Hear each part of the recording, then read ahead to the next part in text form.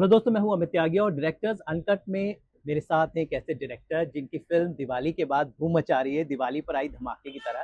तो मेरे साथ है मिस्टर आदित्य सरपोतदार और इनकी फिल्म थामा आ चुकी है। दर्शकों का प्यार मिल रहा है। तो आदित्य, सबसे पहले दिवाली की बधाई, और सबसे पहले आपको बधाई हो आपकी फिल्म के लिए, इट्स डूइंग सो वेल। थामा के लिए बहुत बहुत बधाई हो। आपको भी दिवाली की बधाई है, सारे व्यूअर्स को दिवाली की बधाई है। और थैंक यू यार, आपने इतनी अच्छी बात कही थामा के बारे में। अभी क्या दिवाली रिलीज थी फिल्म जी तो for all of us Diwali एक फेस्टिवल ऐसी होती है कि जहाँ पे फैमिली के साथ फिल्में देखना, एक पूरा एक ग्रुप, बड़े ग्रुप के साथ फिल्में देखना, ये बचपन से हमने काफी बार किया है।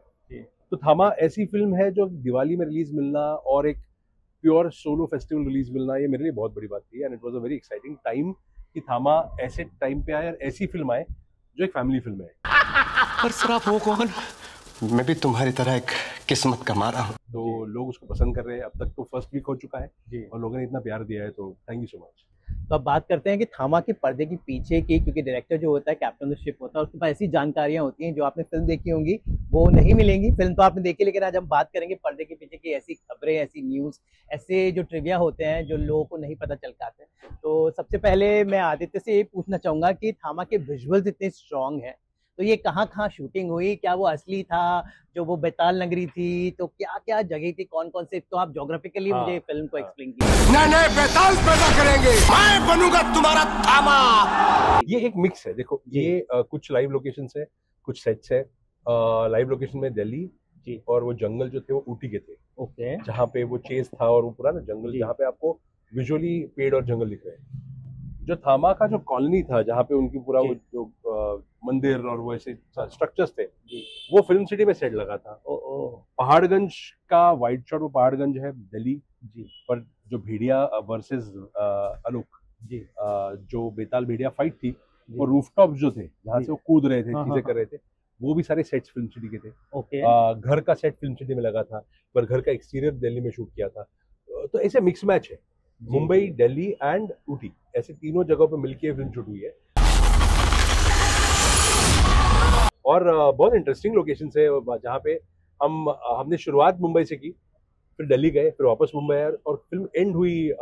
लास्ट शेड्यूल हुआ था, जो बड़ा शेड्यूल हुआ था, वो ऊटी में हुआ था। जी। तो एक अलग ही जर्नी से अपनी वो फिल्म, अलग अलग जगहों से, नॉर्थ से लेके साउथ, अलग अलग एक किस्म के लोग मिलते गए। और हर एक लोकेशन का ना एक मजा होता है, जहाँ पे जी। पूरा जो बेयर सीक्वेंस है, जो आयुष्मान के पीछे भालू लगता है, जी। वो पूरा ऊटी में शूट हुआ है। तो वो जंगल मेरे लिए बहुत इंपॉर्टेंट थी कि वो एकदम बहुत टिपिकल नॉर्थ के ना लगे। हाँ जी। जो हमने हिमाचल और वहाँ के काफी जंगल हमेशा देखते आ रहे हैं हम जी। फिल्मों में, जी। वो उसमें एक थोड़ा क्वर्क हो, अलग वो जंगल लगे। तो इसके लिए हम पूरे टीम यूनिट को लेके ऊटी पहुंचे और वहाँ पे शूट की। तो हॉरर फिल्में या सुपरनैचुरल जॉनर मेरा तो बहुत फेवरेट है, मैं तो हर किस्म के हॉरर फिल्में देखता हूँ। पर आदित्य का सफर शुरू हुआ था हॉरर फिल्मों के साथ, जब ये मराठी फिल्मों से, बिकॉज आदित्य ने बहुत सारी पॉपुलर मराठी फिल्में बनाए हैं। ये मराठी मैं कहूँगा इंडस्ट्री के, बिकॉज इनका एक बहुत बड़ा कंट्रीब्यूशन है इनकी फैमिली का। तो आदित्य, हॉरर फिल्मों के साथ आपका सफर शुरू हुआ था जोम्बी वली नाम की एक मराठी फिल्म के साथ। के बाद तो ना आप हिंदी में आपने दर्शकों को एक से बढ़कर एक मराठी फिल्में दी हैं, चाहे काकुड़ा हो, मुंजिया हो, एंड नाउ थामा। तो जोम्बी वली का जब कॉन्सेप्ट आया था, it was very different, because उससे पहले आप यूथफुल में, you were like a Yash Chopra zone and suddenly you changed. So how did zombie Wali happen and finally these films? ते zombie कसे तसे की नाही काय ते झोंबने हळूच दाताला चावलंय का? No, see, I'll tell you what, zombie Wali was an outcome of the pandemic. Okay. Covid आया, सब घर पे बैठे थे, कुछ करने के लिए था नहीं, और पता नहीं था क्या होगा, कब तक हम फंसे रहेंगे। तो एक ज़ॉम्बी फिल्में तभी मैं देख रहा था, घर पे बैठे बैठे लोगों ने फिल्में बहुत देखी थी, तो मैंने कुछ ज़ॉम्बी फिल्में देखी थी। मुझे हमेशा लगता था कि यार ये बहुत रिलेटेबल हो रहा है मेरे साथ, क्योंकि हम ऐसे ही घर में फंसे, ऐसे कोई पैंडेमिक बाहर घूम रहा है, इतना ही थ्रेट दुनिया में बाहर है, और हमें बोला जा रहा है कि आप बाहर निकलो मत। और काफी ज़ॉम्बी फिल्मों का प्लॉट वही होता है कि आतंक बाहर मचा रहे हैं ज़ॉम्बीज, और लोग डर के छुपे हुए बैठे हैं। तो ये मुझे बहुत इंटरेस्टिंग लगा था, और मुझे याद है, मैंने अपने राइटर के साथ बात की थी, और जो प्रोड्यूसर थे इस फिल्म के, यूडले फिल्म्स, उनसे एक साथ एक जूम कॉल पे बात हुई, और सबको लगा यार ये फिल्म बनाते हैं कि ज़ॉम्बीज अगर हम हमारे यहाँ पे आएंगे, डोंबिवली में अगर ज़ॉम्बीज आएंगे, zombie ते ज़ॉम्बी डोंबिवली ज़ॉम्बी आले ज़ॉम्बी तो उसको ज़ॉम्बी अगर हम लोकेटर में चढ़ के बेचारे डर जाएंगे। तो अगर डोंबिवली में ज़ॉम्बी अटैक होता है और अगर ऐसे कोई पैंडेमिक फैलता है जिसमें वो जो पैंडेमिक लोगों को ज़ॉम्बी बना रहा है तो वो कैसे होगा। और मुझे ऐसे तभी लग रहा था कि देखो ऑलरेडी इतना सारा टेंशन था दुनिया में, तो इसको थोड़ा कॉमेडी के हिसाब से देखते हैं, उस पर हंसते हैं। वहां से शुरुआत हुई हॉरर कॉमेडी जॉनर की मेरे लिए, और वो हॉरर कॉमेडी जॉनर इतना एक्साइटिंग और एडवेंचरस लगा मुझे कि ये जो चीजें करने को मिली मेकअप के थ्रू, विजुअल इफेक्ट्स के थ्रू, वर्ल्ड बिल्डिंग के थ्रू, एक्शन के थ्रू, अलग अलग वैरायटी ऑफ इमोशंस करने मिल रहे हैं आपको। तो एज ए फिल्म मेकर ना वो बहुत ही इंटरेस्टिंग जोन हो जाता है कि आप आपकी पूरी क्रिएटिविटी लगा के एक फिल्म बना सकते हो। तो वहां से शुरुआत हुई। हा काय आयटम होतोय पब्लिकला? चायनीज वेळ खाल्ल्यामुळे झाले काय? उसके बाद ककुडा बनी, जिसके लिए वापस एक हॉरर कॉमेडी का जोन लिया गया। सिग्नल तो मिल नहीं रहा।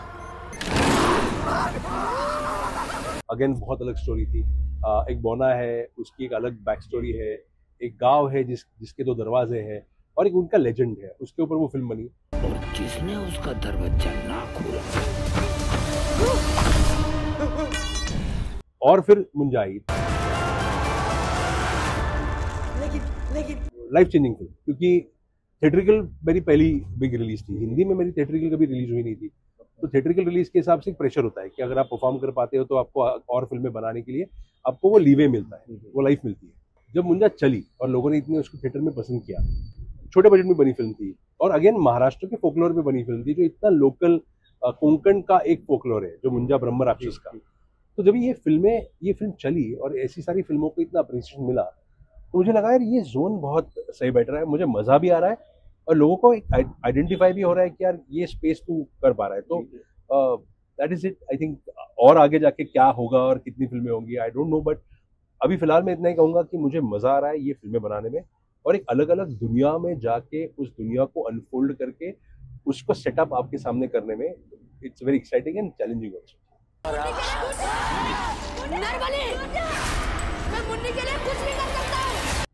मैं हॉरर फिल्म बहुत देखता हूँ, मैं हर किस्म की हॉरर फिल्में देखता हूँ। एक मेरी बहुत ही पसंदीदा फिल्म है काकुड़ा, जो शायद लोगों ने नहीं देखी। अगर आपने नहीं देखी हो तो ZEE5 पे ये अवेलेबल है। आदित्य ने वो फिल्म बनाई थी, और काकुड़ा मतलब मेरे को बहुत अच्छी ये लगी क्योंकि एक हमारी ट्रूली इंडियन फिल्म थी हॉरर जॉनर की, जिसमें सब इमोशंस, लोगों ने भले ना देखी नहीं देखी तो अभी भी देख सकते हैं, जिसमें बार बार आपको बोलो। तो आदित्य इसका कॉन्सेप्ट काकुड़ा का, उसमें आपने गुजरात का बड़ा अच्छा आपने कहानी बुनी थी, and the film had a very quirky moments, very catchy moments.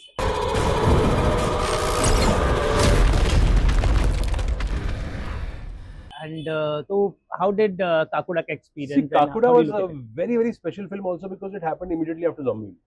वो मेरा ट्रांजिशन हो रहा था, रीजनल सिनेमा मराठी में कर रहा था, और मैंने मराठी 12-13 साल रेगुलरली फिल्में बनाई थी। तो एक हिंदी फिल्म आई थी, RSVP का बहुत अच्छा बैनर था, और एक मस्त टीम बनी थी जी। चिराग और अविनाश राइटर्स थे जिन्होंने एक्चुअली काकुड़ा ग्राउंड अप सेटअप की थी। तो मैंने जब पहली बार उसकी स्क्रिप्ट पढ़ी तो मुझे लगा यार इसके साथ बहुत कुछ किया जा सकता है। और वो फिल्म बनाते वक्त भी ना हमने बहुत सारी एक्सपेरिमेंट्स की, पर वो भी फिल्म एक्चुअली पैंडेमिक में ही बनी, जहाँ पे सेकंड पैंडेमिक आया था तब से लेके फिल्म के रिलीज तक एक अलग एक्साइटमेंट थी कि कुछ अलग ट्राई किया है, बहुत रूटेड ट्राई किया है, पर लोगों को कैसे पसंद आएगा नहीं आएगा पता नहीं।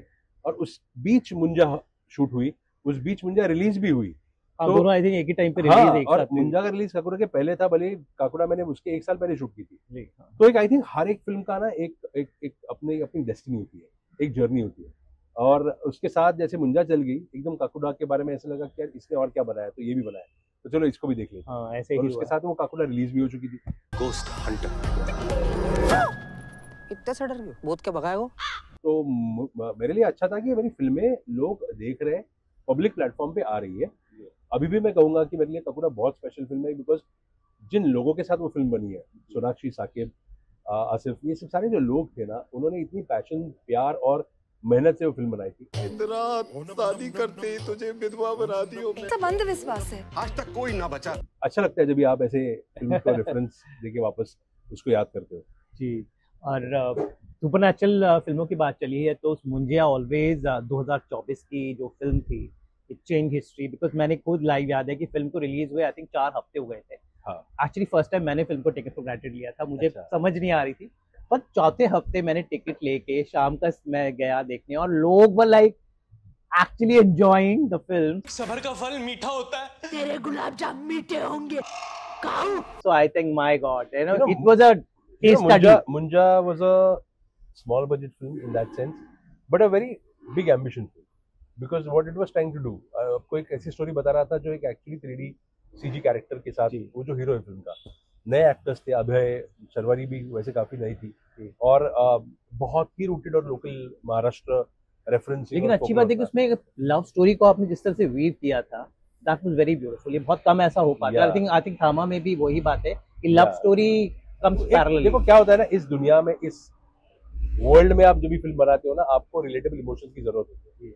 आपको ये बहुत जरूरत होती है दिखाना कि आपकी भले ही बेताल हो, ब्रह्म राक्षस हो, भेड़िया हो, आप रिलेट कहाँ कर रहे हो तो इसके इमोशन से कर रहे हो। और प्यार ऐसे एक इमोशन है ना जो हर किसी अलग दुनिया को अपना सा बना लेता है। तो मुंजा की स्टोरी में भी वो रिक्वायरमेंट थी कि एक ऐसा प्यार में पागल ब्रह्म राक्षस जो बच्चा है, जो समझ नहीं पाता, इसको शादी वो बेला से करनी है, और एक ऐसा लड़का जो समझता है चीजों को, जो इमोशंस को फील करता है और जो खुद प्यार में है और उसको जिस लड़की से प्यार करता है उसके लिए उसको बचाना है।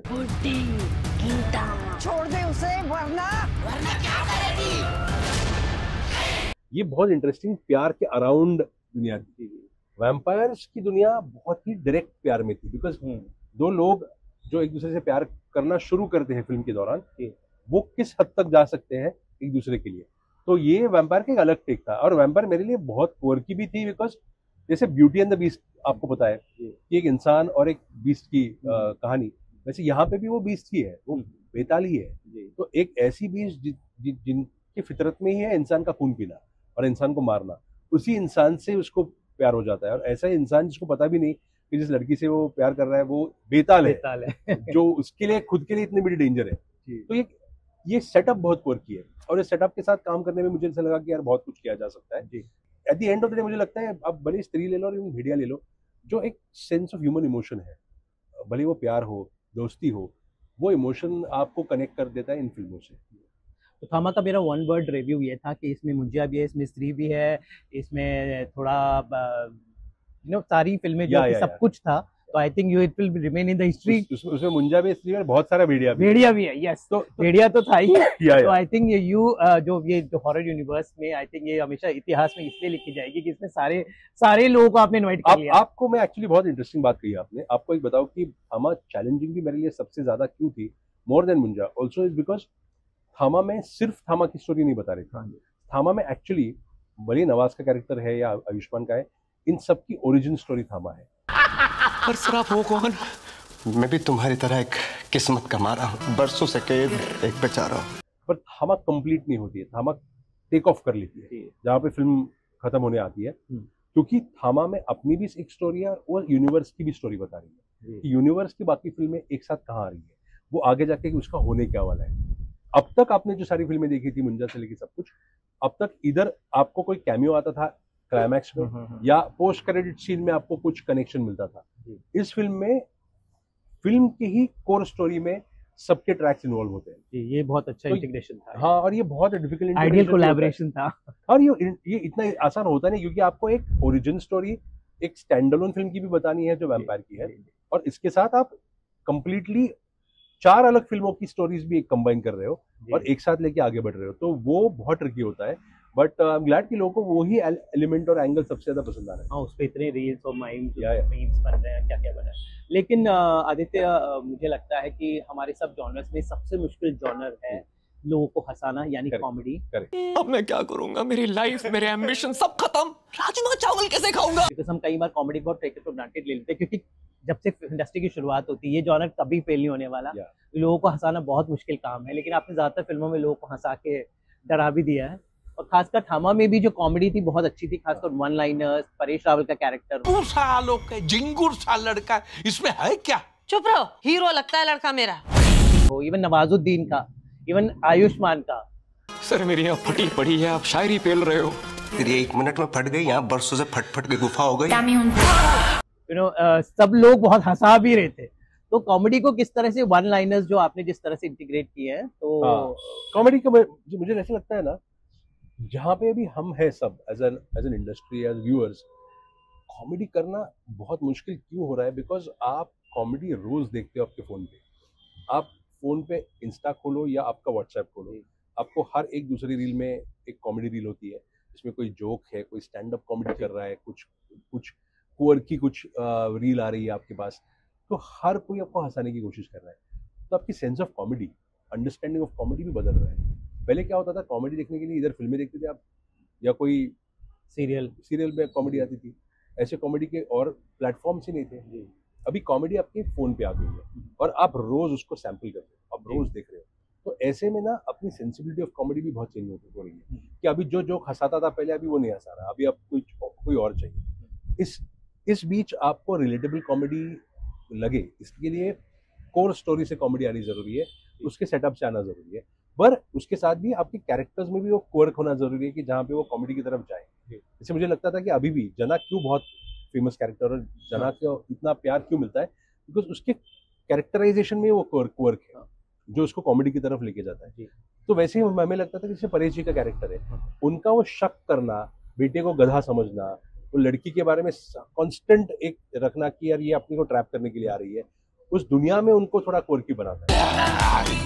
तो ऐसा ही करता है इंस्पेक्टर साहब, मेरा बेटा शैतान है, शैतान। तो उनके थ्रू वो कॉमेडी आना हमारे लिए बहुत इंपॉर्टेंट था। और परेश जी इतने वेटरन एक्टर है, उन्होंने कॉमेडी के बादशाह हुआ, he is done fantastic comedy.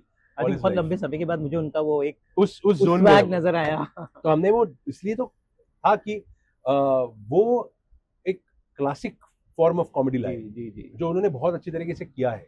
अंधा सपना हमने में किया है, हेराफेरी में किया है, तो वो लेके आए और वो समझते भी है कि आपको क्या जोन में कैरेक्टर को लेके जाना है। तो he is done a fabulous job in the film and I feel अगर आपको कॉमेडी लैंड होती है तो उसका एक रीजन ये भी है कि हमारे लिए फ्रॉम डे वन ये था कि ये दिवाली फिल्म, ये एग्जैक्टली एक साल पहले दिवाली में इसका टीजर आया था कि 2025 दिवाली थामा आ रही है। तो वो क्लैरिटी से शूट भी हुई, लिखी भी गई कि ये दिवाली एंटरटेनर लगनी ही चाहिए फिल्म।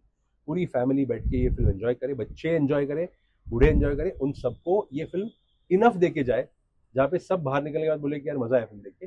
तो उसका जो बैलेंस होता है, जो माँ बाप के थ्रू ह्यूमर में आ रहा है, जो बहुत बड़े लेवल पे एक सर्टन एज ग्रुप को रिलेट कर रहा है। जैसे हमारा सेंसर स्क्रीनिंग था, हमने बाद में आके भी मेरे काफी पब्लिक के साथ जो फिल्में देखी है, तो ये जो प्रोफाइल ऑफ ऑडियंस था, जो 50+ ऑडियंस था, इन सब का बहुत कॉमन था कि यार हमें माँ बहुत अच्छी लगी, गीता जी का कैरेक्टर बहुत बढ़िया है, Geeta ji is like one power house we have, brilliant actor. But ये रिलेटेबिलिटी होना कि इस पूरे फिल्म में आपको सबसे रिलेटेबल कैरेक्टर वो क्यों लगा, क्योंकि मे बी आप कनेक्ट कर पाए उससे। तो ये जो वैरायटी देना है ना फिल्म में, ये हमने कोशिश की है और इसलिए आपको ना हर एक की कॉमेडी अलग दिखेगी। कि आयुष्मान का एक क्वर्क अलग है, परेश जी का कंप्लीट अलग है, गीता जी का कंप्लीट अलग है, और नवाज का उससे कंप्लीटली हटके अलग है। हाँ, Nawazuddin was a very surprise, क्योंकि आपने विलेन होते हुए भी उनको विलेन को कॉमेडियन बना दिया। पर आपको पता है एक बात, ये बात मैंने नवाज के साथ पहले दिन ही की थी कि ये फिल्म नवाज की ओरिजिन फिल्म है। अगर आप देखोगे तो नवाज उस गुफा से बाहर निकलता है क्लाइमैक्स, तब तक वो गुफा में रहता है। तो वो क्लाइमैक्स में एक्चुअली वो कैरेक्टर टेक ऑफ करता है, वहां से शुरुआत होती है उसकी। उसको अभी भगा के लेके गया है सरकटा। तो आगे जाके वो बहुत बड़ा रोल प्ले करेगा इस दुनिया में। वैसे ही अगर आप देखोगे तो नवाज क्यों इतना कोरकी है, क्यों इतना मजेदार है। बेताल अगर आप सोचोगे तो आपको फर्स्ट दिमाग में आएगा विक्रम बेताल, जो आप हमने सब ने देखा है, दूरदर्शन पे आता था। उसकी स्टोरी क्या होती थी, विक्रम जो राजा है वो जाके बेताल को पकड़ेगा, बेताल उसको ऐसा सवाल पूछेगा और उसको घुमाते रहेगा और उसके साथ इतनी वो चुगलियां करेगा। तो उसके एक कैरेक्टराइजेशन में था, वो हंसता था, वो ऐसे घुमाता था, ऐसी बहकी बहकी बातें करता था, और फिर विक्रम को फंसा के वो भाग जाएगा और फिर विक्रम उसको अगले एपिसोड में वापस ढूंढेगा, वापस पकड़ेगा। तो ये जो कोर्क था उस बेताल का, जो कैरेक्टर था, जो सीरियल का था, तो मैंने नवाज को बोला, नवाज वो कोर्क में हम जाते हैं और वो उस कोर्क में बेताल को खड़ा। तो एक बड़ा ट्रिविया हमें आज आदित्य ने ये दिया कि जो नवाजुद्दीन का कैरेक्टर था वो हमारे एक टीवी शो विक्रम और बेताल से प्रेरित था। उस बेताल से प्रेरित जो कैरेक्टर थे, सज्जन जी ने बहुत अमेजिंग किया था। और मुझे याद है मैंने नवाज ने वो क्लिप भी देखा था, मैंने बोला था नवाज को कि नवाज क्या होता है, बहुत बार ऐसे भी होता है कि वो थ्रेट ना आपको कभी कभी इन योर फेस दिखती नहीं है, कि वो इतना डेंजरस है कि वो विक्रम को मार भी सकता है कभी भी, और वो उसको मारता नहीं, उसके साथ खेल रहा है। और वो ऐसे खेल रहा है कि वो इवेंचुअली आपको लगता है कि यार ये मेरा विलन है कि नहीं है, वो ये है कौन। तो इतना अनप्रिडिक्टेबल है ना, तो उसको उसके साथ ही लेके जाते हैं। तो एकदम डेंजरस वैसे विलन बनाना तो बहुत सिंपल है कि कोई भी आप बड़ा चौड़ा आदमी ले लो, हाँ। डेंजरस दिखने वाला अच्छा एक्टर ले लो, आपको बना ही सकते हो। बट विथ नवाज, उसकी पर्सनैलिटी, उसका स्ट्रेंथ, उसका क्वर्क, वो लेंड करता है उसको इस तरफ लेके जाना कि मैं नवाज की एक्टिंग टैलेंट को इस्तेमाल करूँ और वैसे उसके साथ करूँ। जी, तो अभी फिल्में आ गई हैं, लेकिन सबका सवाल ये, इंटरनेट पे लोग पूछते रहते हैं कि महामुंजिया कब आएगी, शक्तिशाली नहीं आप देखो डायरेक्ट कर रहे हो कि नहीं? ये या सवाल नो? तो होना नहीं चाहिए। I tell you why, because कौन सी यूनिवर्सिटी और कौन से प्रोडक्शन कंपनी ने अब तक उनका आगे का 6-8 साल का प्लान पहले ही रिवील कर दिया है? ये पहली आई थिंक यूनिवर्स है, और मैडॉक ऐसी कंपनी है जिन्होंने आपको पहले ही बोल दिया कि आगे 6-7 साल में होने क्या वाला है। तो जवाब तो आपके सामने ही है, ऑफिशियली अनाउंस्ड है। अभी कैसे, कौन, कब, डिटेलिंग जो है वो धीरे धीरे आपको समझ में आएगी। करंट अनाउंसमेंट जो है शक्तिशाली की हुई है, जिसमें अनिल पड्डा है, वो क्लियर है। वो अगले साल जो नेक्स्ट फिल्म आएगी वही आएगी, और उस तरफ सबका काम चल रहा है। तो we are all excited and waiting to see कि अभी how unfolds, how the universe and the story of the universe unfolds. जी, तो चलिए उम्मीद करते हैं कि आदित्य आपने अब शुरुआत कर दी है। बट लास्टली मेरा सवाल ये कि आदित्य का एक मेजर, आदित्य और इनके परिवार का एक मेजर कॉन्ट्रीब्यूशन है मराठी इंडस्ट्री को लेकर। इनके आई थिंक परदादा, आई थिंक फोर्थ जनरेशन का जो मराठी इंडस्ट्री को हम देख रहे हैं, इनका पूरे परिवार का बहुत बड़ा रोल है। मराठी सिनेमा का what do you think is the current status? How Tamil, Telugu, Kannada, Malayalam is like, but yes. Marathi hasn't got that kind of status because that's where the industry started. But What do you feel? what happens is Marathi के मैंने इतने साल काम किए, इसलिए I can tell you with confidence कि बहुत challenging industry है, बिकॉज आप ऐसी स्टेट में हो जहाँ पे हिंदी भी बहुत डोमिनेंट है, अभी कन्नड़ा, तेलुगु भी बहुत, तमिल भी बहुत डोमिनेंट है, और इंग्लिश भी बहुत डोमिनेंट है। आप मुंबई, ग्रेटर मुंबई, ठाणे, पुणे, पीसीएमसी ऐसे बड़े बड़े सेंटर्स में फिल्में लगाते हो जहाँ पे आपके साथ बाजू की स्क्रीन पे जो चली हुई फिल्में हैं वो उतनी ही लोग पसंद कर रहे हैं। Unlike Kerala, unlike Tamil Nadu, unlike Karnataka, unlike Andhra, जहाँ पे उनकी फिल्में, उनका लैंग्वेज, उनका cinema is always more preferred than Hindi cinema और अमेरिकन और व्हाटएवर काइंड ऑफ मूवीज। तो ये हमेशा से मराठी सिनेमा का चैलेंज रहा है, but Marathi cinema is always every year manage to use these challenges as उनकी स्ट्रेंथ जी, और टू ग्रो बिगर। इस साल भी अगर आप देखोगे तो 3-4 फिल्में इतनी जबरदस्त बाहर निकल के आई थी, जिसमें दशावतार था, थांबाईचा नहीं था, एक गुलकंद नाम की फिल्म थी, 2-3 फिल्में, जारण थी। ऐसी फिल्में इस साल आई थी जिन्होंने पब्लिक को कंप्लीटली सरप्राइज करके छोड़ दिया। लोगों ने भी वो फिल्में देखी। तो ये है कि Marathi industry every year tackles a lot of challenges. Budget का चैलेंज होता है क्योंकि आपका मार्केट लिमिटेड होता है। Unlike Kerala, unlike Malayalam films, Marathi में तमिल जैसे होता है, मराठी में इंटरनेशनल मार्केट इतना बड़ा नहीं है। इन फिल्मों का इंटरनेशनल मार्केट बहुत बड़ा है, बहुत बड़ा रेवेन्यू आता है out of their state also. Marathi का 90%, 95% रेवेन्यू आता है सिर्फ महाराष्ट्र से। तो ये जो चैलेंजेस है ना, बहुत डिफिकल्ट है, और मुझे ऐसा लगता है कि यंग फिल्म मेकर्स और यंग टैलेंट इन चैलेंजेस को यूज करता है और उससे कुछ अच्छा करके दिखाता है। तो हिस्ट्री ऑफ मराठी सिनेमा आप देखोगे तो आपको दिखेगा कि हर बड़ी फिल्म एक नए फिल्म मेकर ने की है और एक बहुत ही एम्बिशियस फिल्म मेकर ने की है। तो गोइंग फॉरवर्ड ऑल्सो मैं देख रहा हूँ कि ऐसे नए नए एम्बिशियस फिल्म मेकर जाके कुछ अलग करके दिखाएंगे और अच्छी फिल्म बनाएंगे। Thank you so much Aditya, आज हमसे बात करने का, सिनेमा की ढेर सारी बातें की, थावा की, मुंजिया की, एंड आपकी ढेर सारी मराठी फिल्मों की। आई होप इसी तरह आप अच्छा सिनेमा बनाते रहें, और let's celebrate our industry, our culture, our languages, which has so much to offer. This is just the beginning. Thank you so much, and you rock, and all the best. Thank you.